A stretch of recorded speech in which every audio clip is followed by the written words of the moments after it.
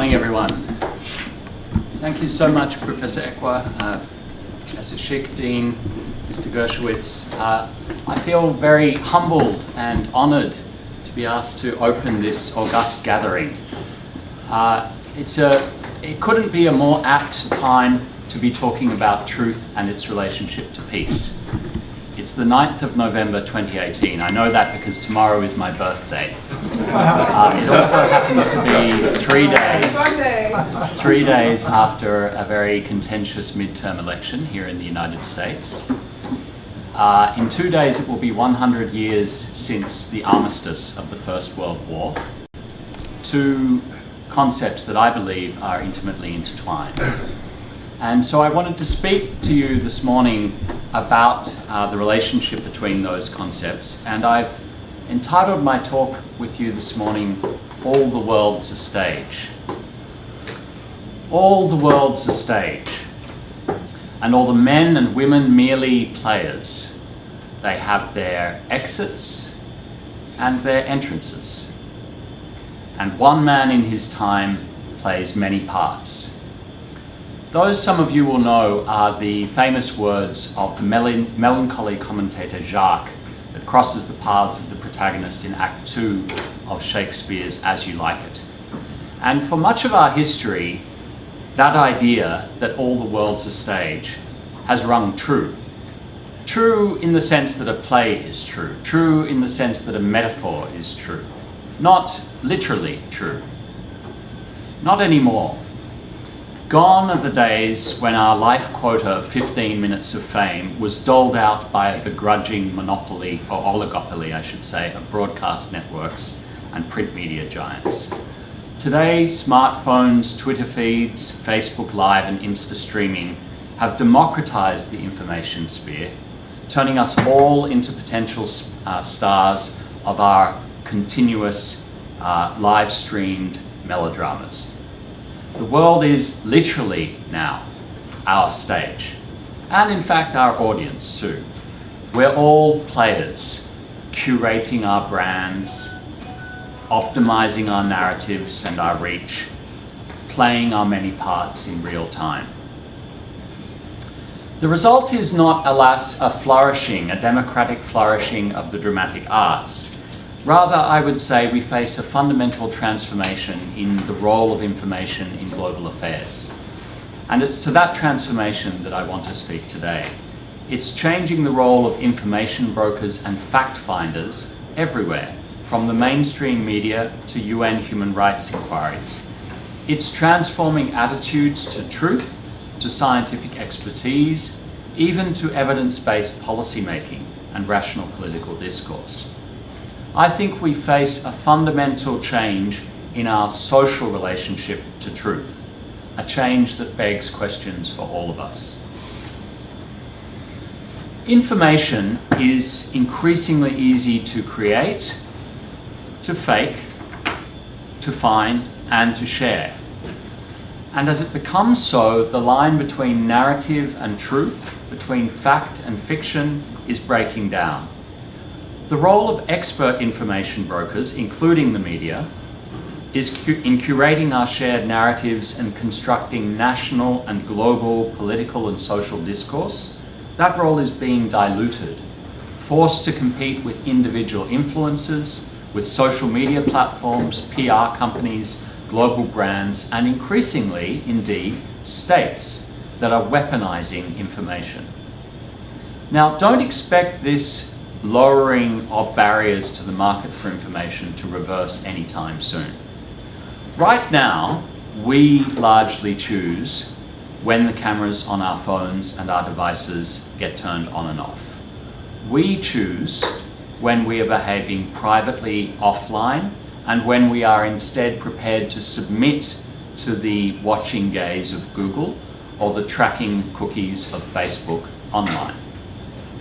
Slowly but steadily, however, we are giving up that choice. Soon the online-offline distinction will be meaningless. The Internet of Things will mean you are constantly on stage. It won't just be that every movement you take will be tracked by that tracking device in your pocket, your smartphone.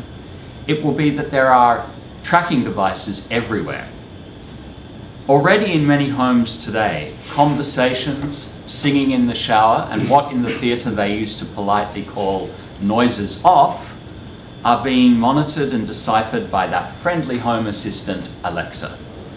Soon, your food consumption will be noted by your refrigerator and relayed to Amazon so that you never have to ask, "Got milk?"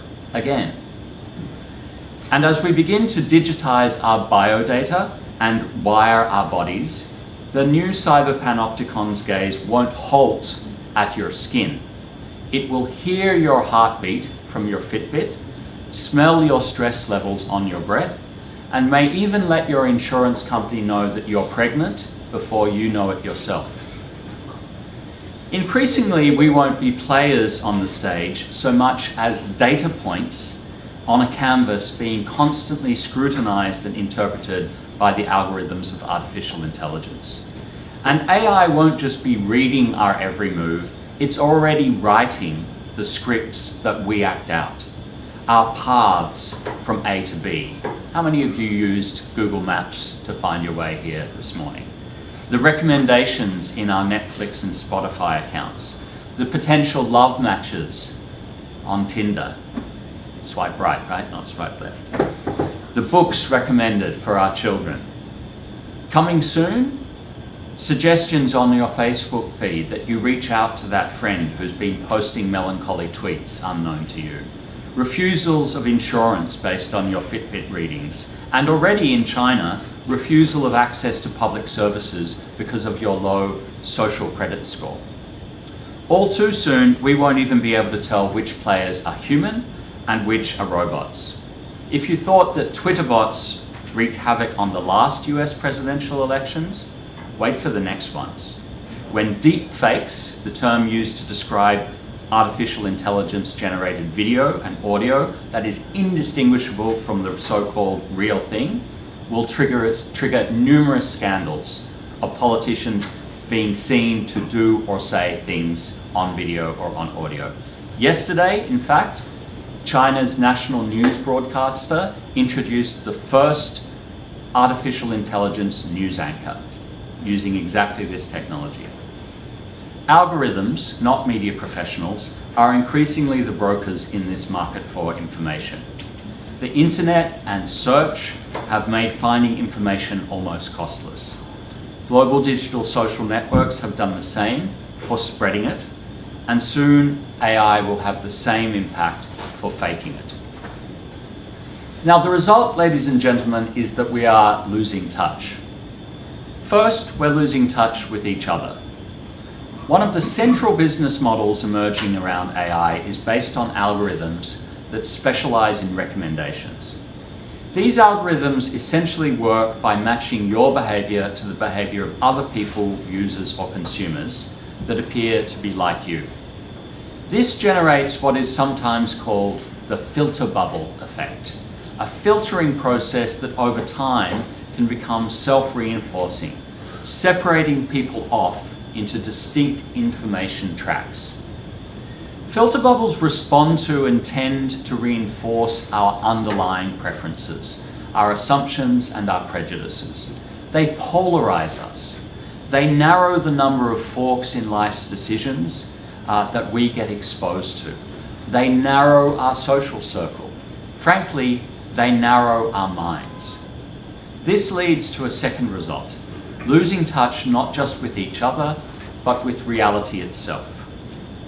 Recent social science makes clear that the process of media polarization goes hand in hand with the rise of so-called fake news. The new information economy rewards content providers that can attract and maintain your attention. Nuanced, careful, and balanced reporting and storytelling is not always the easiest or best way to do that. Emotional, strident, even shocking storytelling is the great way to achieve that, especially if your yardstick is viewers, clicks, or retweets. This started, of course, before the emergence of social media. Witness the rise of shock jocks in the 1990s. But the democratization of access to the broadcast system has fueled the arms race. it has saturated us all in outrage. It has become harder to shock us, to attract and maintain our attention. Increasingly, we don't find the truth surprising, let alone shocking. So fake news steps into that gap in the market to shock and outrage us, to attract our attention, our clicks, and our retweets. After all, if the business model externalizes the social costs of rumour mongering, why not peddle in scandal? And if the law immunizes the social media platforms through which rumours, hate speech, and outright lies are spread, who can actually be held responsible? Surrounded everywhere at all times by such a deluge of suspect information, is it any wonder that trust in the media is collapsing? An Axios poll released in June found that 72% of Americans believe that traditional major news sources report news that they know to be fake, false, or purposely misleading. 72%. But the problem isn't just about the media, it's about everyone's social relationship with the truth. Truth seekers and fact finders of all kinds are suspect these days. Think tanks are suspected of being mercenaries, advocates for hire. Climate scientists are suspected of being partisan agenda pushers. And Supreme Court judicial candidates openly tout their partisan credentials rather than their objectivity. That is the environment that Oxford English Dictionary was referring to when it chose for its 2016 Word of the Year, post-truth. The truth, ladies and gentlemen, is that truths are not self-evident. They are, as the celebrated philosopher of science, anthropologist, and founder of actor network theory, Bruno Latour, has argued, they are socially constructed, generated through the network interaction of human and non-human actors. Now, I say this with great care because, like Gabriel, I had a father who was steeped in the truth and to whom I look up. My father was a natural scientist, a fellow of the Royal Society and the Institute of Physics, and president for several years of the International Federation of Societies for Microscopy. I grew up in a home steeped in empiricism, a home in which objective realism, in the epistemological sense, was a guiding and dominant force. But also as a result, like Bruno Latour, whose breakout work was Laboratory Life, the social construction of scientific facts, I spent my fair share of time as an ingenue observer of the life of scientific laboratories. There aren't many kids for whom Take Your Kids to Work Day means peering down the binocular eyepieces of an electron microscope to see 70 carbon atoms arranged in a newly discovered molecular structure, or watching as a vat of liquid nitrogen bubbles on contact with the air. So in saying that I agree with Bruno Latour that scientific facts are socially constructed, I'm not saying that there is no objective reality. Like Scully and Mulder from the X-Files, I believe that the truth is out there. The question is what it means to know the truth. Now, at the height of the debate over Latour's views that the truth is socially constructed, Alan Sokal, another physicist, who believed that Latour was saying that the laws of physics are actually just social conventions, invited Latour to jump out the window of his 21st floor apartment. Probably smartly, Mr. Latour refrained. It wasn't, you see, that he didn't believe the law of gravity to be real, or gravity to be real. Rather, he was saying that the law of gravity, as we know it, is something that has emerged from social enterprise, from socially constructed institutions and relationships. That is, after all, what laws are, social institutions, even if they enshrine and reflect an underlying physical truth. The most important place in my father's laboratory, you see, wasn't the room with the multi-million-dollar microscopes, with the vats of liquid nitrogen, or even, frankly, the director's office, his office. I think if you asked my father, he would have said that the most important room in the laboratory was the tea room. Because it was the tea room where the social bonds that form the basis of the scientific enterprise were forged and maintained. Scientists might not stereotypically be thought of as party animals, but they are most decidedly social animals. Because the scientific method, with its fundamental emphasis on falsifiability, demands that. Your experimental results are just that, results, unless and until they are falsified by someone else, someone independent. Only then are they on their way to becoming knowledge, or what we would colloquially call facts. Science is a social enterprise through which, over hundreds of years of standing on the shoulders of the giants that came before us, we have slowly, through steady accretion, and occasionally through sudden Kuhnian paradigm shifts, leapt forward, deepening our collective understanding of the truths of the universe that has given rise to us. The truths that scientists slowly map and describe exist independently outside the human mind. But facts, that is something else. They are a social depiction of that underlying objective reality, cast on the walls of the Platonic cave. It was the transnational social enterprise of science in early modern Europe that unleashed the Enlightenment, that unleashed the powers of the Industrial Revolution and modern medicine. That international society has helped us better make sense of those flickering shadows cast on the walls, through which we come to know the truth. And that method, the scientific method, has changed our lives immeasurably for the better, doubling life expectancies, decimating poverty, and all but exterminating the greatest illnesses known to humankind. Now, what that tells us all, ladies and gentlemen, is that knowledge is a social artifact. And that means that facts cannot survive on their own. They are the fruits of a tree of knowledge, a set of institutions and social networks and ways of relating to the world that must be tended and protected. As Rush Holt Jr., a physicist who served 16 years in Congress, recently put it, we need to defend the conditions in which science can thrive.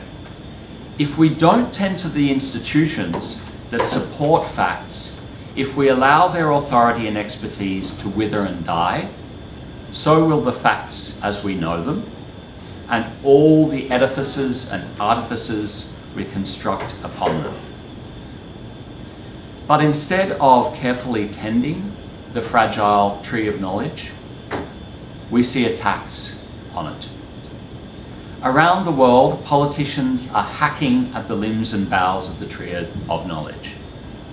Politicians are turning away from evidence and reason-based policy to the visceral, the emotional, to the tide of affect and the populist waves of innuendo, rumour, and conspiracy, waves that they can ride to power at the ballot box. Science and the free media, with their shared rationalist foundations, their shared conception that there is such a thing as truth, science and the free media stand in the way of that raw populist power. So politicians undermine them, not only through the glacial action of drip-fed cynicism, but through increasingly overt attacks. This is the path that has led us not just to offhand dismissals of the science of climate change and here at the UN, the medical evidence on breastfeeding, but to labelling the media as the enemy of the people. This is the path that leads to bone saws in consulates, that leads to a pipe bomb in a broadcaster's mailroom, and to rape and murder of investigative reporters in a forest in Bulgaria. This is the path that, according to the Committee for the Protection of Journalists, has led to a doubling of the average number of journalists killed worldwide in the last decade. Now, I'm an employee of the United Nations, So where is the United Nations in all of this? Well, the UN Charter is a fundamentally rationalist document. It's built on Enlightenment-based assumptions, envisaging states cooperating in good faith based on shared scientific understandings of how the world actually is. And rights of free speech, conscience, opinion, and a free media are enshrined in the Universal Declaration of Human Rights. The UN is an ardent advocate of the protection of journalists, and UN fact-finding processes are central to the pacific resolution of interstate disputes and the development of scientific consensus underlying global public policy responses to a host of shared problems, from global disease to poverty to climate change. But the transformations in the information sphere that I described at the beginning of these remarks are affecting all of that. Manipulation of the information sphere offers states a way to work directly on the will of the citizens of their adversaries, acting directly on their hearts and minds without the need for expensive and complex instruments such as bombs, tanks, or infantry to induce that change of hearts and minds. So as manipulation of the information sphere becomes increasingly central to geostrategy, UN bodies are rapidly turning into arenas for states to promote their own competing versions of reality itself.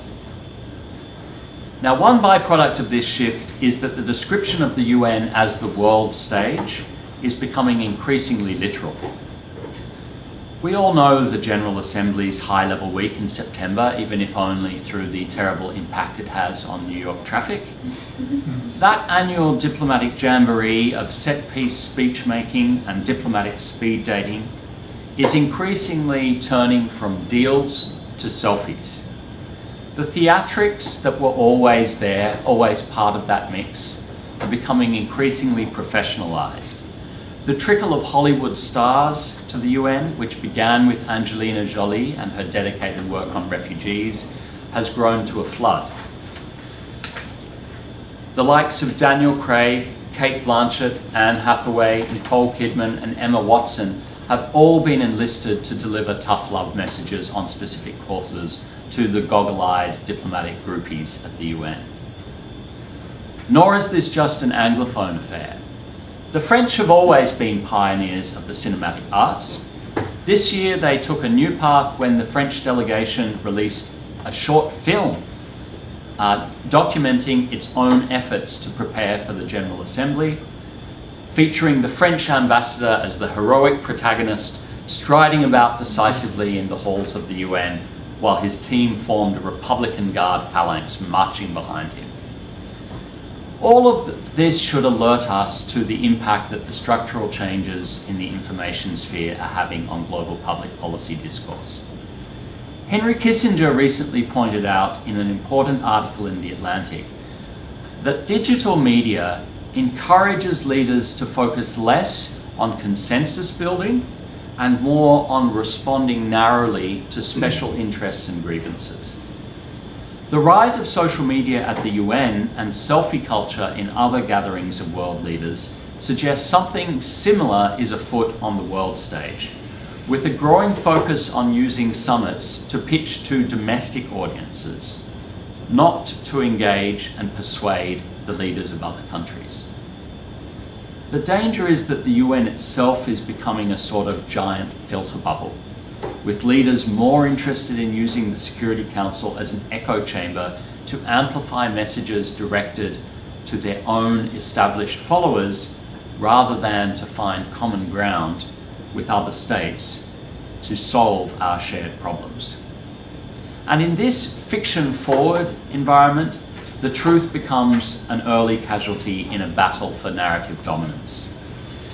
Take a recent debate on truly one of the most grave situations confronting the Security Council, the use of chemical weapons in Syria.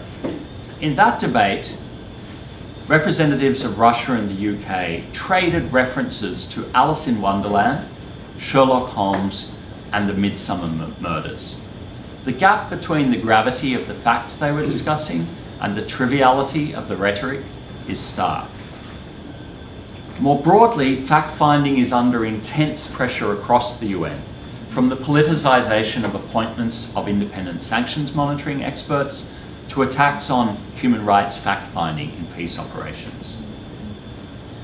So multilateral organisations like the UN have an increasing amount in common with the independent media and indeed with scientists.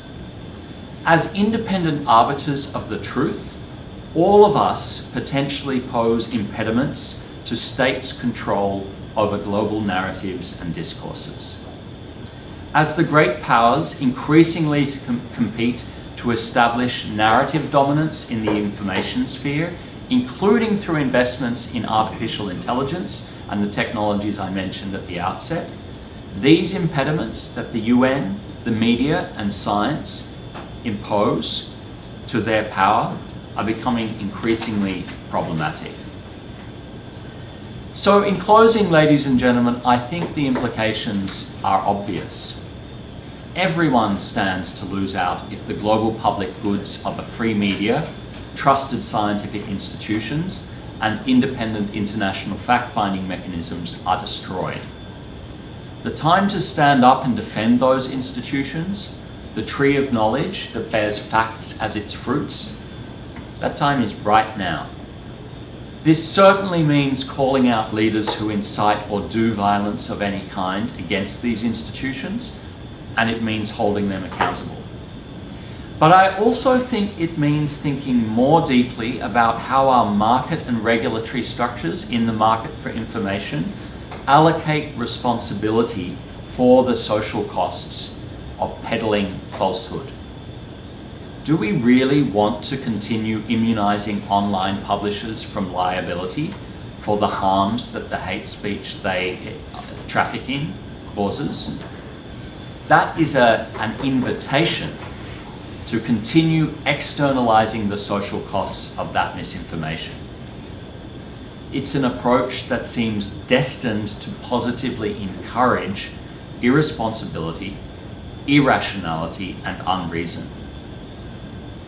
Continue down that path, ladies and gentlemen, and we may soon conclude, like another tragic Shakespearean figure, Macbeth, that life's but a walking shadow, a poor player, that struts and frets his hour upon the stage, and then is heard no more. It is a tale told by an idiot, full of sound and fury, signifying nothing.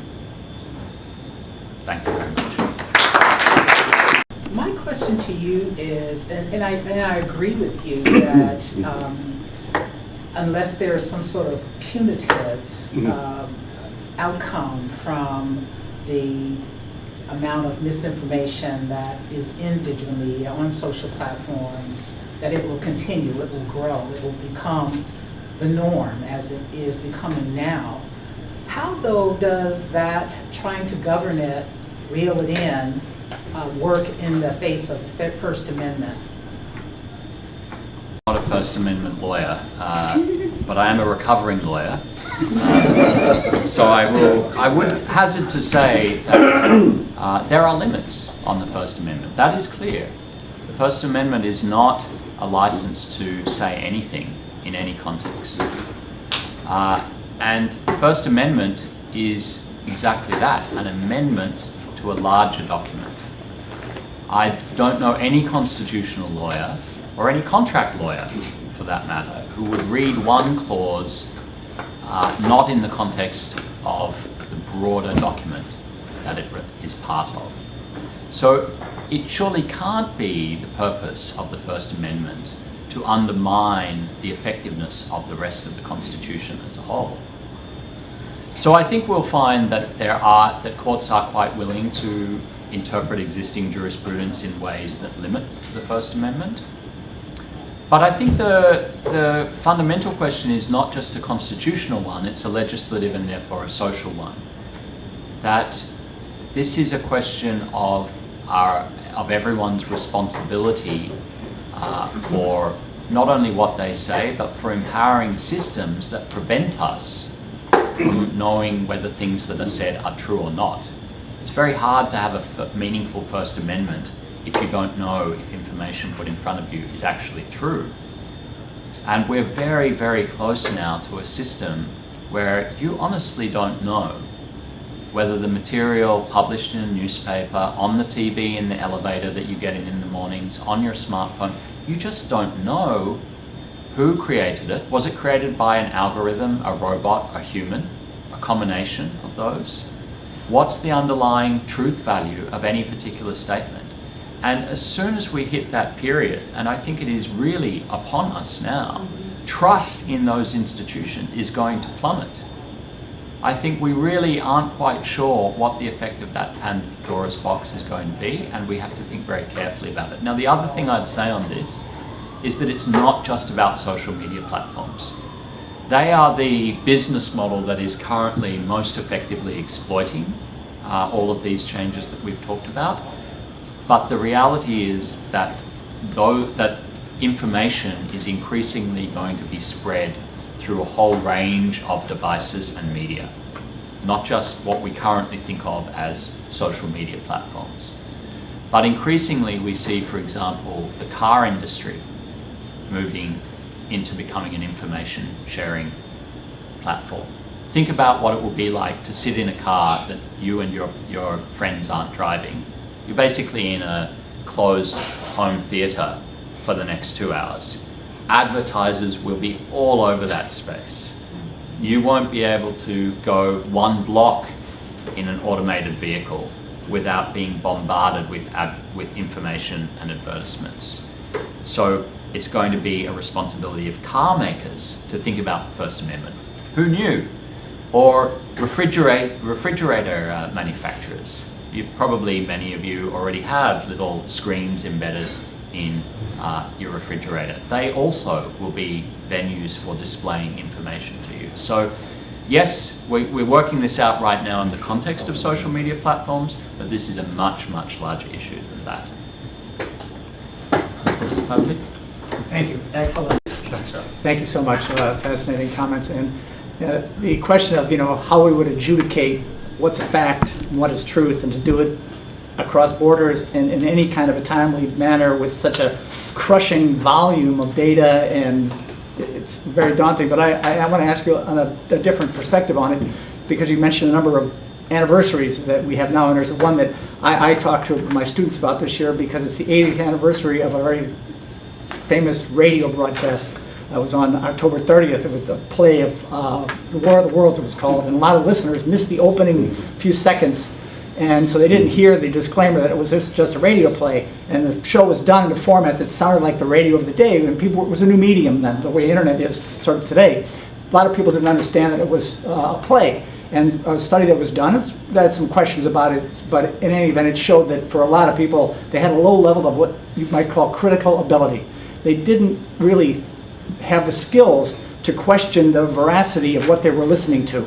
And I wonder whether we're in kind of the same situation today, where a huge portion of the world's population, they don't really have the critical ability, the skills that they could learn to discriminate, because between truth and falsehood, or at least to know when to question something. You mentioned a few dimensions earlier. You said that the source of a message, other characteristics of a message. So if the consumer, if the citizen can begin to learn more about what are the questionable traits, things to identify, and then be more skeptical themselves, so every citizen sort of becomes like a little scientist or a journalist in some fashion, to think critically and not just accept stuff that they see online, would that move us in a direction of at least a more intelligent population? I certainly think, if I can master the technology, magic touch. I certainly think that's a fundamental aspect of the solution, but I'm not sure it's necessary, but I'm not sure it's sufficient. If I remember correctly, that broadcast begins with the famous words, "No one would have believed that we were being scrutinized by something or other Martians." Well, no one would have believed that we're being scrutinized today by algorithms. Everything we do right now online, nearly everything, is being studied. That's why I said we are increasingly dots on a canvas being scrutinized by algorithms, and the choices that they make are probabilistic. That's the fundamental nature of AI. It's probabilistic. It looks at how something you just did is likely to relate to patterns it understands, and then it makes a prediction about the probability of you liking something or you doing something. Now, I'm not a statistician. I consider myself reasonably well educated. I think I've got 4 degrees at the last count. I'm not a statistician, and my statistical literacy is frankly no real impediment to using these machines, these algorithmic solutions, nor frankly do I think it would be a great benefit to deciphering what they're telling me. So it at least awakens me rationally to what I am submitting myself to, and then allows me to critically engage with that process. But I'm also human and subject to emotion. And I was talking this morning with someone who was explaining how easy it is, even if you're critical of these systems, to be caught in the trap of clickbait. We're all emotional. We're all subject to affect. So it is a necessary part of the solution, but the systems themselves are slowly boiling us alive like frogs, so that the drumbeat of information poured on us, in which we're saturated in, is becoming more and more shocking, more and more inducing of emotional affect, more and more designed to move us away from rational, balanced engagement and towards emotional engagement. And I'm not sure how much scientific literacy will prevent that. It may slow it down, but if the system itself and the regulatory structures actually incentivize entrepreneurs and innovators to come up with new solutions that drag us in that direction, they will. So I don't think we can put all of the responsibility on the consumer. It's the system itself that is designed to work this way. This is not a bug. This is a feature of the media landscape as we know it. Actually, okay, go ahead. Yeah, my question is this. What are the inherent characteristics of tech and social media that lead so many to accept things on face value, whereas in the past, oh yeah, we believed in Walter Cronkite or Dan Rather, but we also challenged what we read in books. We were much more quick to challenge what we read in books and what we read in research papers and did that research. So what is it? Is our schedules more crowded so we spend less time trying to research and prove things? Is it the fact that there's just an inherent way that this stuff catches us, like you said, with clickbait?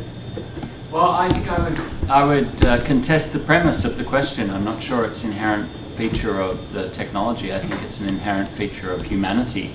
And I'm not sure we were faster to contest. I think the previous question is an excellent example of people taking something at face or ear value. They heard Orson Welles on the radio proclaiming the arrival of the Martian species, and they took it at face value. Equally, if you go back to the founding days of this country and look at how important pamphleteering was and the rumour mongering of the 1790s and the impact it had on early democracy here, there are huge parallels to fake news and what's going on today. And that is not a story that ended happily. That led to some real civil violence. So I think what is different now is the lowering of the barriers to the market for information and the ability to broadcast information. So it's not that our response time has changed, it's that we're dealing with a much vaster array of information. So before, if you were